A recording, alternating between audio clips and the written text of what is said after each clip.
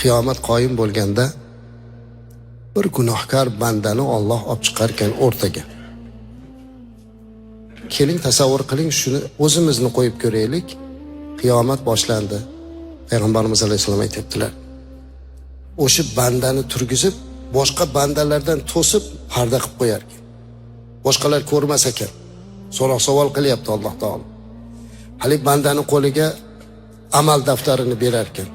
Buni ko'rchi, qo'limizga olsak, voh, gunohlar to'lib yotibdi. Haqiqatda ham azizlar, bu daftarimizga yozilyapti-da. Agar hozir hammamizni o'sha yozilgan daftarimizni kinoga aylantirib, bola chaqamiz oldida qo'yib beraman desa, hech kimimiz unamaymiz. Yo'q.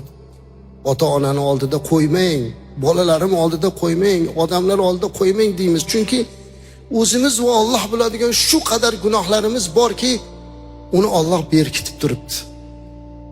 Hammamiz bilamiz, shu narsalar hech kim bilmagan ham daftarda bor azizlar. Alloh o'sha daftarni qo'limizga berdi. Tasavvur qiling qiyomat. O'qiyapmiz. Qancha gunohlar turibdi, Alloh biladi endi. Hadisda gunohlar turini aytmayapti. Falon ish deb ketyapti. Alloh so'rar ekan bandasidan, shu falon ishlar seni ishingmi shu? Ha. Qo'lingdagi daftar, kitob senikimi der ekan bandaga Alloh taolo. Ha, Allohim meniki.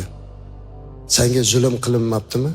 Ya'ni adolatsizlik yo'qmi? Sen qilmagan narsa yozilmaganmi deb so'rayapti. Yo Robbim, qilganman shu ishlarni hammasini.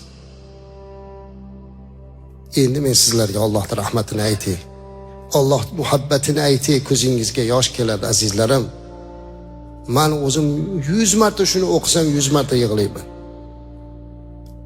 Alloh aytar ekan: "Ya abdi, ey bandam, shu qilgan gunohlaringni u dunyoda odamlarga bildirganmanmi?" der ekan.